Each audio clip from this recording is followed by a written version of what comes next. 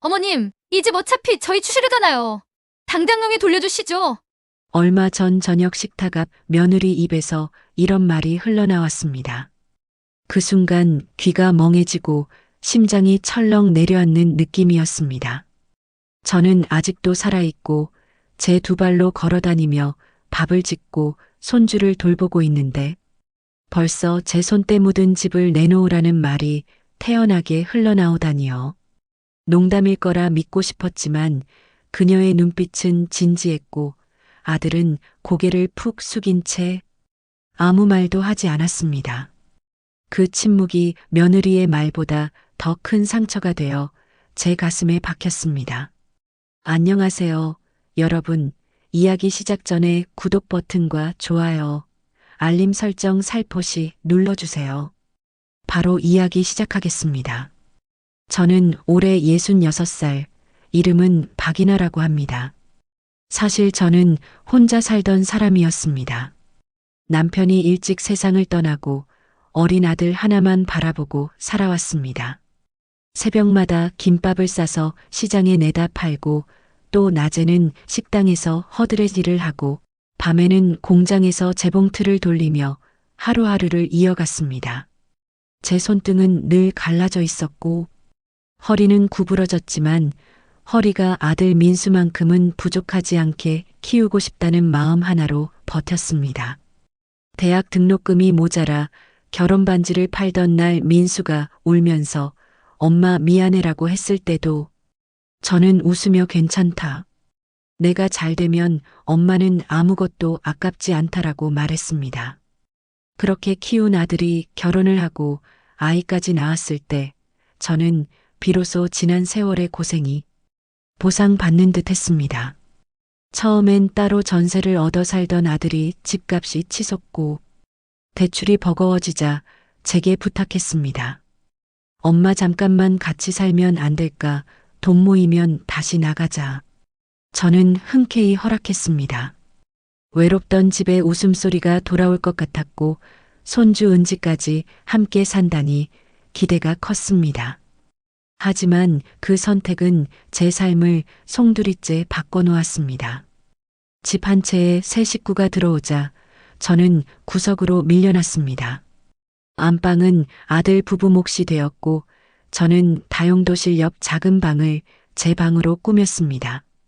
제 집인데 저는 새 들어 사는 사람처럼 구석방에서 살아야 했습니다.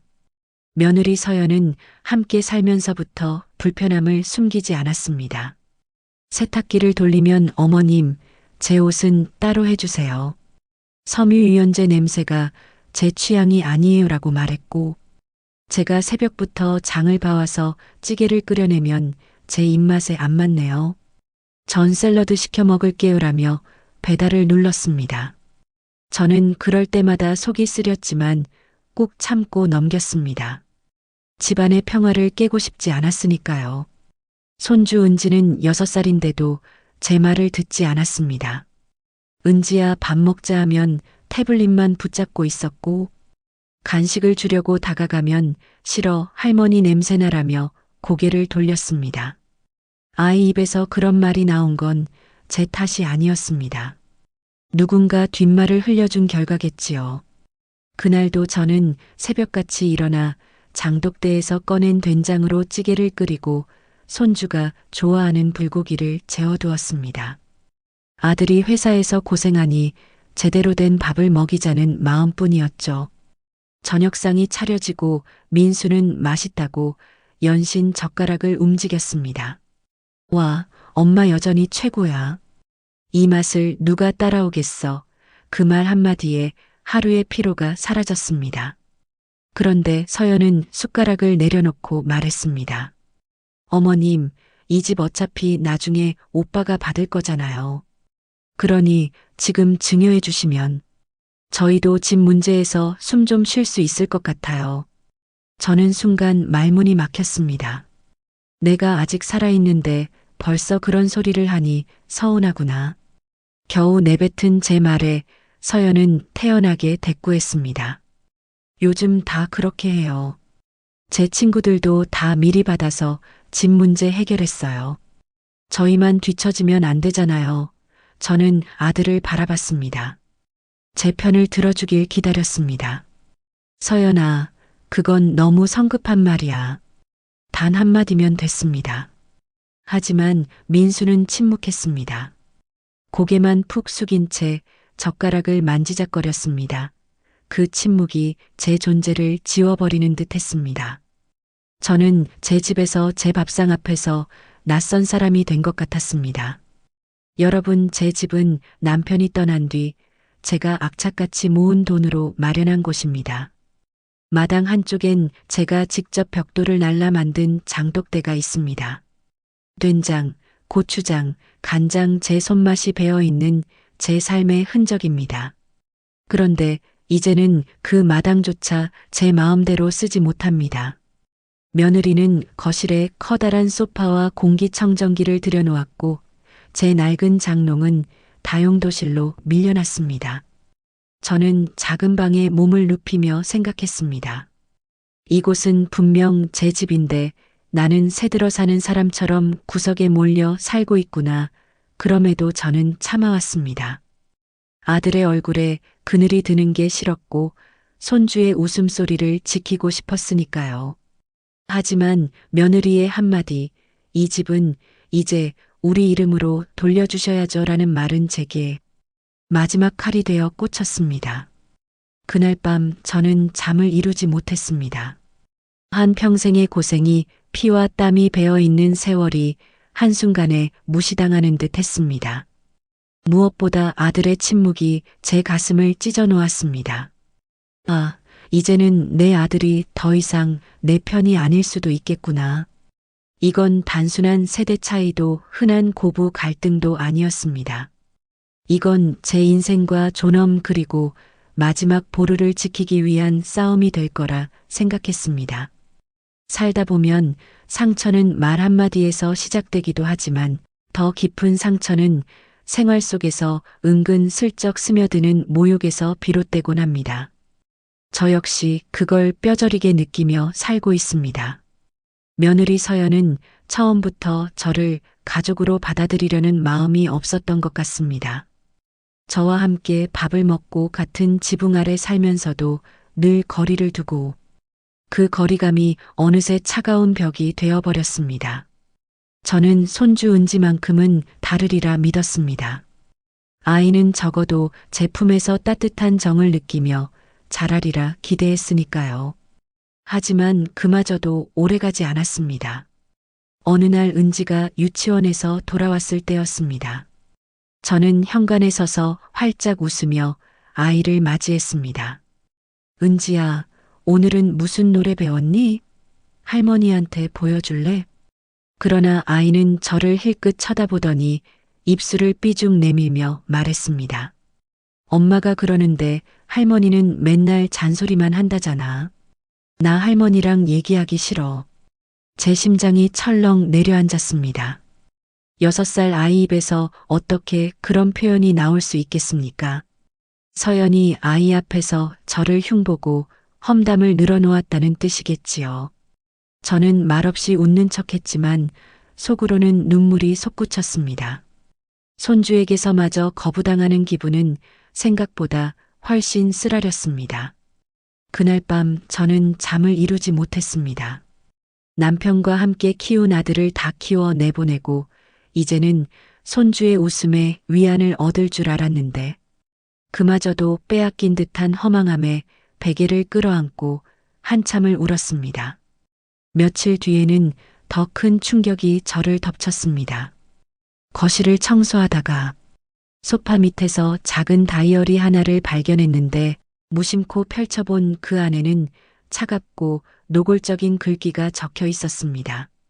민수만 설득하면 집을 내 이름으로 옮길 수 있다. 오래 못 참겠다. 이 집 숨막힌다 순간 제 손이 덜덜 떨렸습니다. 평생을 바쳐 남편과 함께 지켜온 이 집을 며느리는 단순히 차지해야 할 목표로 여기는 모양이었습니다. 제가 평생 닦아온 삶의 터전이 누군가에게는 숨막히는 감옥이자 빼앗아야 할 재산이라니. 그 글귀가 제 눈앞에서 불길처럼 일렁였습니다. 그러나 저는 다이어리를 찢어버리지 않았습니다. 대신 고에 덮어 서랍 깊숙이 넣었습니다. 본능이 말하고 있었습니다. 언젠가 반드시 쓸모가 있을 거라고. 시간이 흘러 어느 저녁 식탁에서 또 다른 모욕이 찾아왔습니다. 제가 정성껏 차린 밥상 앞에서 서연은 젓가락을 내려놓으며 말했습니다. 어머님, 은지 학원비가 이번 달에 100만 원이 넘었어요. 좀 도와주실 수 있죠?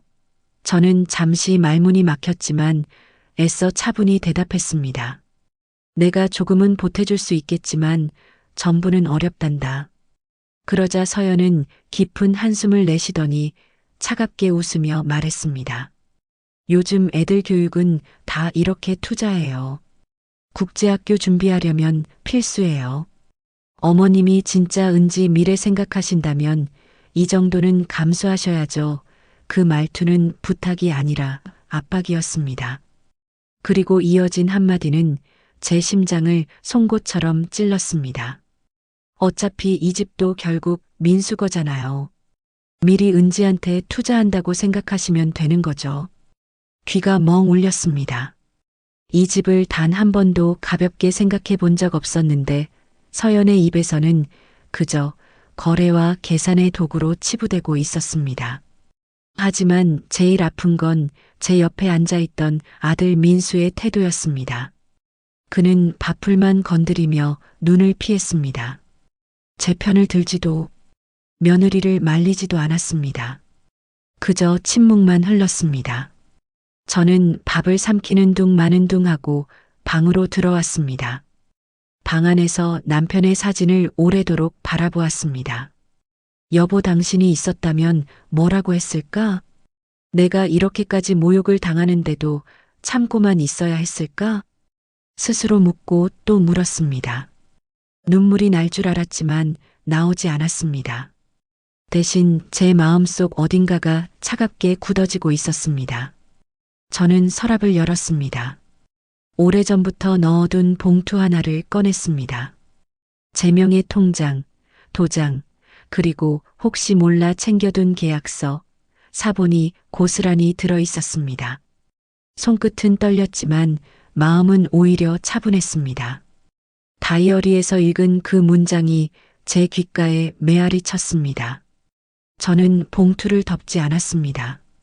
대신 차곡차곡 정리하며 마음을 굳혔습니다. 서연이 나를 함부로 대하고 내 삶을 발밑에 짓밟는다면 나는 더 이상 참지 않을 겁니다. 그날 이후 저는 작은 행동들을 시작했습니다. 은행 통장을 펼쳐 자동이체 내역을 확인했고 아들에게 흘러간 돈이 어디에 쓰였는지 꼼꼼히 기록했습니다. 서연이 남긴 다이어리는 따로 봉투에 넣어 정리했습니다. 언젠가 진실을 밝힐 증거가 될 것이니까요. 겉으로는 여전히 아무렇지 않은 척 웃으며 밥상을 차렸지만 며칠 전 서연의 다이어리를 읽고 난 이후 제 마음은 더 이상 예전으로 돌아갈 수 없었습니다. 한때는 집안의 평화를 위해 꼭 참고 웃으며 넘겼던 일들이 이제는 전부 기록으로 남겨야 할 증거처럼 보였습니다. 집안의 공기조차 달라졌습니다. 서연이 거실 소파에 앉아 휴대폰을 붙들고 있을 때면 그녀의 손끝에서 흘러나오는 웃음소리조차 낯설고 불길하게 들렸습니다. 제가 눈을 피할 때마다 뭔가 감추고 있다는 확신이 더 강해졌습니다. 그날도 서연은 택배 상자를 몇 개나 들여왔습니다. 크고 작은 상자들이 현관에 쌓이는 걸 보면서 저는 마음속으로 갸우뚱했습니다.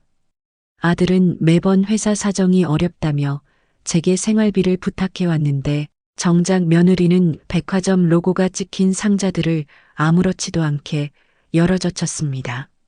가방, 구두, 아이 옷, 그리고 그 중에는 제가 한 달장을 보며 아껴도 사기 힘들 법한 고가 브랜드의 물건들이 섞여 있었습니다. 세일할 때 사둔 거예요. 투자 같은 거죠. 그녀는 태연하게 말했지만 제 귀에는 그 말이 변명처럼만 들렸습니다. 은지는 옆에서 그 가방을 만지며 우리 엄마 공주 같다라고 말했습니다. 그 말이 제 가슴을 더 철렁 내려앉게 했습니다. 아이에게 조차 허영이 자랑처럼 비춰지고 있었으니까요. 며칠 후 저는 동네 시장에 나갔다가 뜻밖의 이야기를 들었습니다.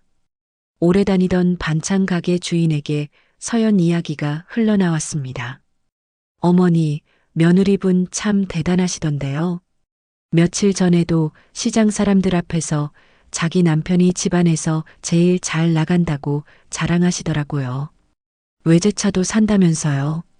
순간 귀가 번쩍 뜨였습니다.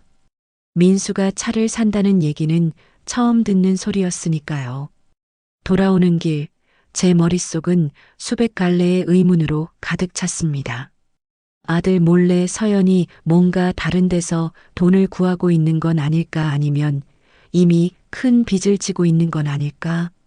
집에 돌아와 방에 앉아 있자니 이젠 감정에 휩쓸려 눈물만 흘릴 때가 아니라는 걸 절감했습니다. 저는 펜을 들고 공책을 폈습니다. 그리고 날짜별로 서연의 수상한 소비, 아들이 제게 돈을 요구한 날, 그리고 제가 도와준 금액을 하나하나 적어 내려갔습니다. 마치 재판에 대비하는 증인처럼 저는 제 삶을 하나의 사건 기록으로 정리하고 있었습니다. 그날 밤 저는 잠들지 못했습니다. 대신 오랫동안 금고 속에 넣어둔 서류 봉투를 다시 꺼냈습니다. 거기엔 제가 아들에게 빌려주며 받아둔 차용증 사본이 있었습니다. 서연의 이름도 보증인으로 적혀 있었습니다. 그 서류 위에 손을 얹는 순간 제게 힘이 솟는 것 같았습니다. 그래, 나는 빈손이 아니야. 지켜온 세월이 헛되지 않았어. 다음 날 아침 저는 은행으로 향했습니다. 예전 같았으면 아들에게 미안한 마음이 들어 그냥 넘어갔을 겁니다. 하지만 이제는 달랐습니다. 창구 직원에게 제 명의로 나가는 자동이체 내역을 모두 확인해 달라고 요청했습니다.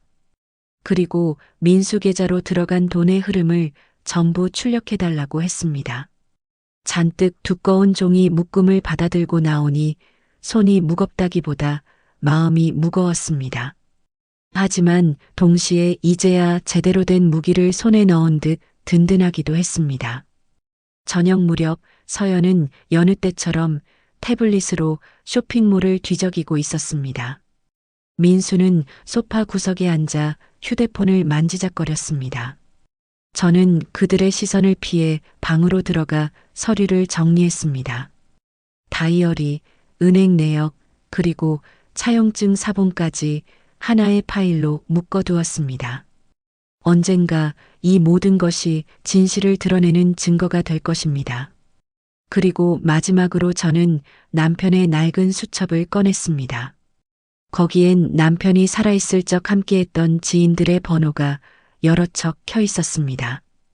특히 한 사람, 예전에 남편이 위기를 맞았을 때 큰 도움을 주었던 조 실장이 떠올랐습니다.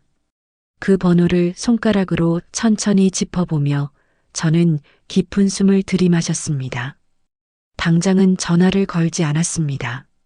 하지만 언젠가 그 번호를 눌러야 할 순간이 올 거라는 것을 직감했습니다. 밤이 깊어갔습니다.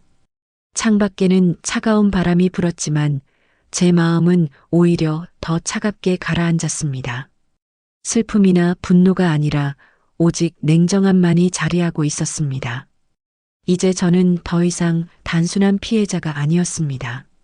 서연이 쌓아 올린 허영과 거짓의 성을 무너뜨릴 준비를 차근차근 하고 있는 한 사람의 전사가 되어 있었으니까요. 저녁이 되자 부엌에서 김이 모락모락 나는 냄비를 옮겨오며 상을 차렸습니다. 하지만 제 마음은 이미 무겁게 가라앉아 있었습니다. 오늘은 뭔가 결판이 날 것 같다는 예감이 들었지요.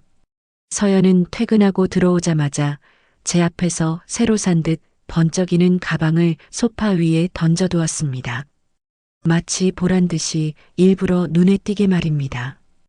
요즘은 이런 게 유행이래요.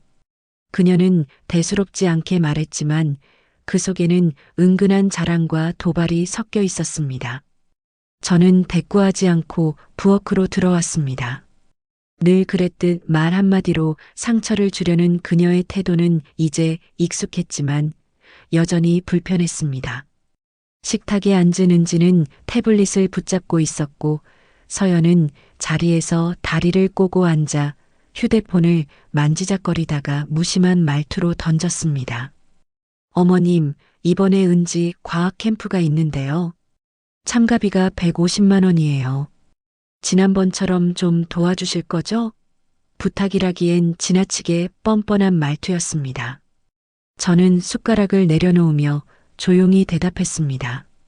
서연아, 이제 그만해라. 내 아이 교육은 내가 책임질 일이지. 내가 계속 도와줄 수는 없다. 그 순간 서연이 얼굴은 굳어졌습니다. 눈매는 차갑게 가늘어졌고 입술은 비죽이 올라갔습니다.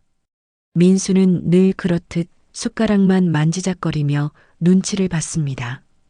그 침묵이 오히려 제 마음을 다잡게 했습니다. 오늘은 더는 물러서지 말자. 결심이 굳어졌습니다. 저는 자리에서 일어나 방으로 들어가 서류 봉투를 들고 나왔습니다. 그리고 식탁 한가운데 툭 하고 내려놓았습니다. 종이 뭉치가 내는 소리가 거실의 정적을 갈라놨습니다. 이게 뭔지 알아? 서연은 비웃듯 코끝을 실룩이며 대꾸했습니다. 또 옛날 서류 들고 나오신 거예요? 그런 건 다 소용없다니까요. 하지만 봉투가 열리자 그녀의 눈빛이 흔들렸습니다. 은행 자동이체 내역서, 아들에게 빌려준 돈의 차용증 사본, 그리고 그녀가 다이어리에 적어놓은 글귀 민수만 설득하면 집은 내 이름으로 올 수 있다. 그 한 문장이 테이블 위에 놓이자 서연의 얼굴은 사색이 되었습니다. 민수는 종이를 집어들고 읽으며 손끝이 파르르 떨렸습니다. 목소리는 갈라져 나왔습니다. 서연아, 이거 내가 쓴 거야. 진짜 내가 쓴 거 맞아. 서연은 잠시 말문이 막힌 듯 하더니 이내 목소리를 높였습니다. 어머님이 제 방을 뒤졌어요. 이건 사생활 침해예요. 지금 정신이 오락가락 하시는 거 아니에요. 치매라도 온 거 아니냐고요. 그 모욕적인 말에 제 심장은 쿵 내려앉았지만 저는 흔들리지 않았습니다. 오히려 목소리를 낮추어 단호히 말했습니다. 내 집에서 내 앞에서 내 인생을 거래하듯 쓴 게 내 사생활이냐, 서연아. 이제 더는 변명 말아라. 민수는 숟가락을 떨어뜨리며 아내를 노려봤습니다. 그 순간 서연은 의자를 밀치며 벌떡 일어나더니 제 쪽으로 성큼 다가왔습니다. 다 어머님 때문이에요. 어머님만 없었어도 우리 집은 평온했을 거야. 그녀는 제 어깨를 세게 밀쳤습니다. 몸이 휘청거리며 의자에 부딪히는 순간 민수가 급히 달려와 그녀의 팔을 붙잡았습니다. 하지만 서연은 오히려 민수에게 손찌검을 하려들며 고래고래 소리를 질렀습니다. 민수 씨 정신 차려요. 지금 저 여자가 우리 갈라놓으려는 거 안 보여요. 그녀의 눈빛은 이미 광기에 가까웠습니다. 저는 봉투에서 또 다른 서류를 꺼내 테이블 위에 펼쳤습니다. 고가의 가방 결제 내역, 외제차 할부 명세, 그리고 민수 통장에서 빠져나간 거액의 기록. 민수야, 내 수입으로는 감당 못할 것들이더라. 그런데 내 아내는 내 등 뒤에서 이렇게 빚을 쌓고 있었어. 민수의 얼굴은 하얗게 질리더니 손에 든 서류가 힘없이 바닥으로 흩날렸습니다. 그는 두 손으로 머리를 감싸쥐고 의자에 털썩 주저앉았습니다. 눈빛은 흔들리다가 이내 절망으로 가라앉았습니다. 서연아, 이게 사실이야? 언제부터 이랬어? 왜 나한테 한마디도 안 했어?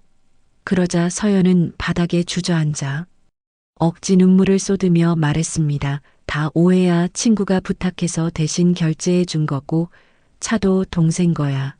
어머님이 날 미워해서 없는 죄도 만들어낸 거라고요. 그녀는 바닥을 치며 발을 동동 굴렀지만 목소리는 점점 흔들렸습니다. 은지는 구석에서 울음을 터뜨렸고 민수는 얼굴을 가린 채 그느끼기 시작했습니다. 그 울음은 단순한 분노가 아니라 영혼이 무너지는 절망의 통곡이었습니다. 저는 마지막으로 냉정하게 말했습니다. 서연아, 내가 내 며느리였던 날은 오늘로 끝났다. 더 이상 거짓으로는 단 한 발짝도 못 나간다. 서연은 대꾸하지 못한 제 방으로 들어가 문을 쾅 닫아버렸습니다. 집안은 아이의 울음과 민수의 흐느낌만이 가득했습니다. 그날 밤 집은 마치 폭풍이 휩쓸고 간 폐허 같았습니다. 저는 다시 서류를 봉투에 담으며 마음속으로 다짐했습니다. 이제 아들의 눈에 아내의 민낯이 각인되었다. 그가 어떤 선택을 하든 더 이상 예전으로는 돌아갈 수 없을 것이다. 그리고 곧 결정을 내려야 할 순간이 올 것이다. 다음 날 아침 거실에는 밤새 식지 못한 공기와 젖은 바닥 자국이 그대로 남아 있었습니다. 저는 새벽부터 걸레질을 하며 마음을 다잡았습니다. 슬픔보다 먼저 해야 할 일이 있다고 스스로에게 말했지요. 물기를 닦아내고 나니 초인종이 울렸습니다. 민수였습니다. 얼굴은 새벽 내내 한숨도 못 잔 사람처럼 부어 있었고 눈동자는 결심과 두려움이 교차하고 있었지요. 그는 낮게 말했습니다. 엄마, 어젯밤 뒤로 카드 내역과 계좌를 전부 확인했습니다. 엄마가 보여주신 것과 한치도 다르지 않았어요. 오늘 저녁 은지를 데리고 잠시 나가야겠어요. 서연이랑은 더는 같이 못 있겠고 아이가 보는 앞에서 싸우는 건 도저히 안 되겠어요. 저는 고개를 끄덕이며 말했습니다. 그래라, 꼭 내가 옆에 있다는 걸 느끼게 해줘야 한다. 울 시간 없고 미안해할 시간도 없다. 지금은 은지를 지키고 내 삶을 지켜야 한다. 우리는 아주 평범한 아침처럼 은지의 아침을 챙겼습니다. 아이가 잠에서 깨어 울먹이며 제품에 파고들었을 때 저는 조용히 등을 쓸어주며 말했습니다. 은지야, 오늘은 할머니랑 아빠랑 새로운 모험을 하자. 아이는 여전히 어젯밤의 소란을 기억하는 듯 제 옷깃을 꼭 쥐고 있었지만 따뜻한 죽 한 숟갈을 삼키자 숨이 고르게 돌아왔지요. 그때 서연이 방문을 벌컥 열고 나왔습니다. 눈가는 부어 있었고 입술에는 새빨간 틴트를 덧칠해 기세를 올린 듯 보였지요. 민수 씨, 어제건 일시적 감정이었어요. 어머님이 괜히 부추겨서 오늘까지만 정리하고 다 잊어요. 민수는 더는 흔들리지 않았습니다. 서연아, 더는 말하지 마. 오늘부로 모든 자동이체 중단했고 통장 비밀번호도 바꿨다. 은지는 내가 데리고 나간다. 서연의 표정은 금세 분노로 일그러졌고 제게로 화살을 돌렸습니다. 어머님, 결국 성공하셨네요. 제 가정을 깨뜨리고 싶으셨어요? 저는 한 발도 물러서지 않고 똑바로 응시했습니다. 내가 깨뜨린 거다. 나는 그 사실을 보게 했을 뿐 그 순간 초인종이 다시 울렸습니다. 제가 전날 밤 연락해둔 박 변호사였습니다. 남편 생전에 우리 집 일을 열어 도와준 사람이었지요. 저는 변호사를 거실로 안내하며 서랍에서 어젯밤 봉투를 꺼내 테이블 위에 펼쳐 놓았습니다. 차용증 사본, 이체 내역 명세서 일부, 그리고 다이어리의 결정적 문장. 박 변호사는 서류를 훑어보더니 또렷하게 말했습니다. 사실관계가 명확합니다. 오늘 이 자리에서 합의서 작성하겠습니다. 핵심은 세 가지입니다. 첫째, 주택과 관련된 권리일체에 대해 서연 씨는 향후 이에 제기를 하지 않겠다는 확인. 둘째, 혼인관계에 관해서는 협의 이혼 절차에 동의하고 위자료나 재산분할 청구를 하지 않겠다는 서약. 셋째, 은지 양의 안정이 최우선임을 전제로 면접 교섭은 가이드에 따르되 아이 앞에서는 상호 비난을 금지한다. 서연은 비웃음을 터뜨렸습니다. 제가 왜요? 증거랍시고 드림인 거 다 편집 가능하고 오해라니까요. 저는 봉투에서 마지막 한 장을 꺼냈습니다. 전날 밤 서연이 제 어깨를 밀치며 고함을 지르던 때 거실 홈캠에 찍힌 동영상 캡처본이었습니다. 이 집은 제가 혼자 사는 동안 혹시 모를 일을 대비해 홈카메라를 달아두었거든요. 서연은 그걸 보는 순간 잠깐 말을 잃었습니다. 박 변호사가 조용히 한마디를 덧붙였습니다. 폭력성이 입증되면 가사 사건에서 양육과 면접 판단에 불리하게 작용합니다. 저는 싸움을 권하지 않습니다. 지금 할 수 있는 합리적 정리만 권합니다. 서연은 이를 악물더니 민수를 향해 마지막으로 매달렸습니다.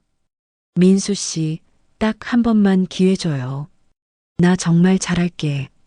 은지 위해서라도. 민수는 고개를 저었습니다. 은지는 내 변명이 아니라 내 행동을 기억할 거야. 어젯밤처럼. 그러자 서연은 결국 펜을 집어들었습니다.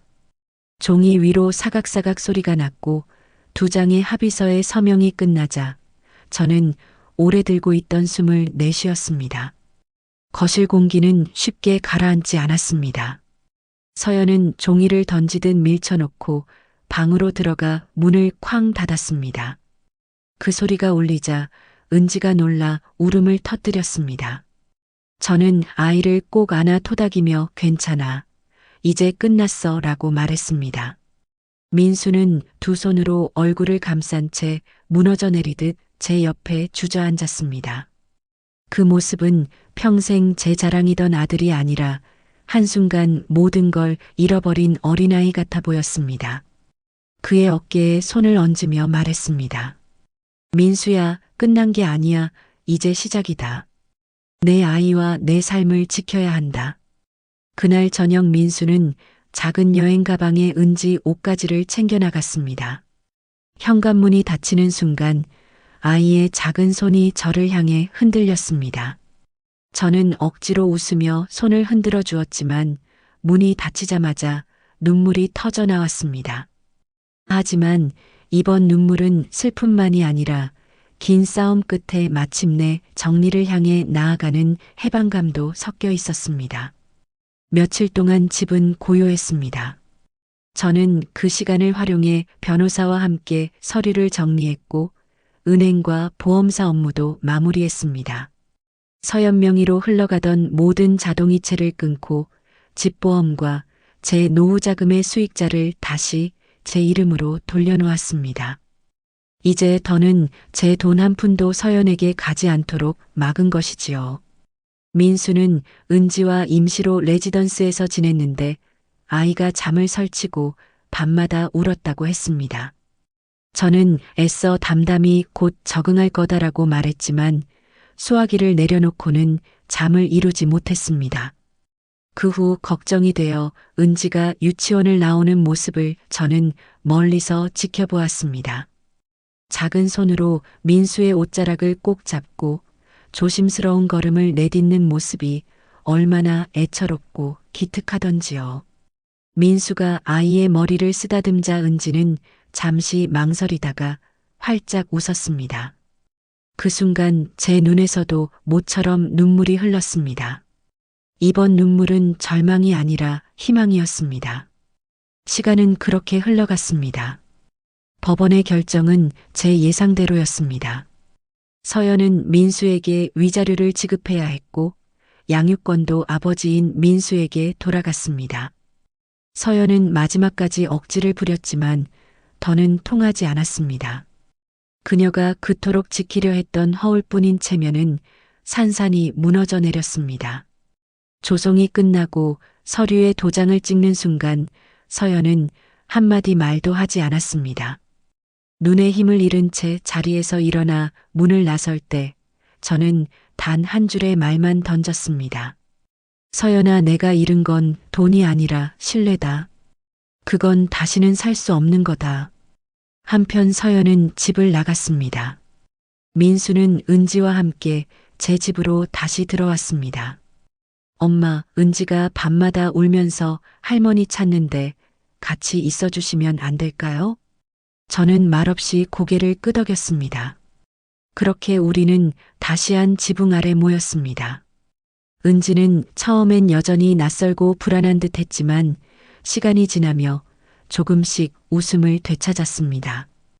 유치원에 다녀온 날 작은 가방을 메고 제 품에 안겨 할머니, 나 오늘 발표했어. 라고 자랑하던 모습은 제게 무엇보다 큰 위로가 되었습니다.